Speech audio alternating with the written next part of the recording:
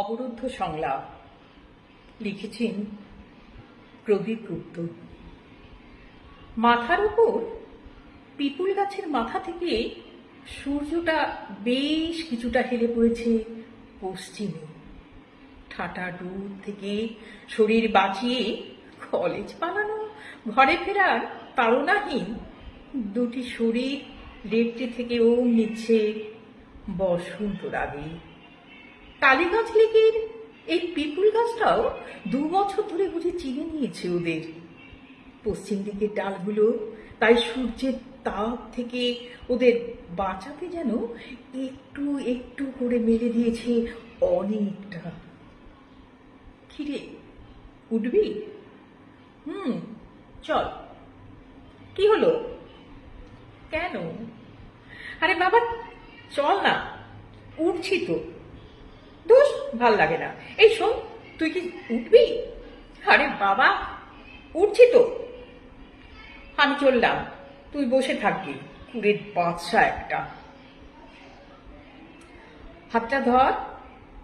আরে বাবা ধর না, একটু হেল্প কর বন্ধুকে দাঁড়াতে। সম্পূর্ণা বাড়িয়ে দেওয়া হাত ধরে একটা হ্যাচকা টানে ফের মাটিতে বসিয়ে দেয় কান্ত।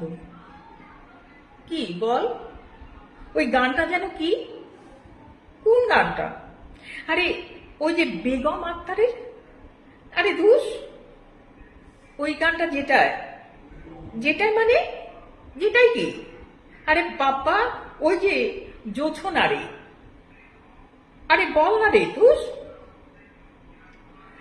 কোনটা জোছনা করেছে? আরে হ্যাঁ, একটু কর না প্লিজ, বেশি না, জাস্ট 2 লাইন প্লিজ কর না রে। শোন, তোর মাথাটা না একেবারে গেছে। কেন?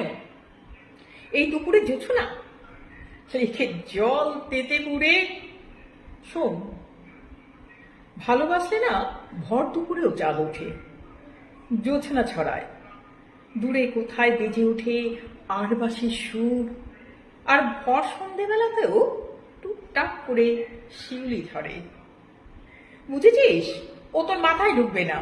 চল রে চল। দাঁড়া প্লিজ, 1 মিনিট বস। নে, কাঁধে মাথাটা রাখ, 2 চোখ বন্ধ কর। তবে আমি কিন্তু ওই 2 লাইনই গাইব প্লিজ।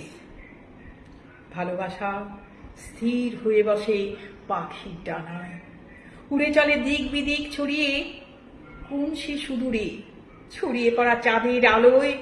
আর আরবাসীর সুরে ফুটে ওঠে কামিনী ফুল, আর ঝরে পড়ে শুভ্র শেফালিকা।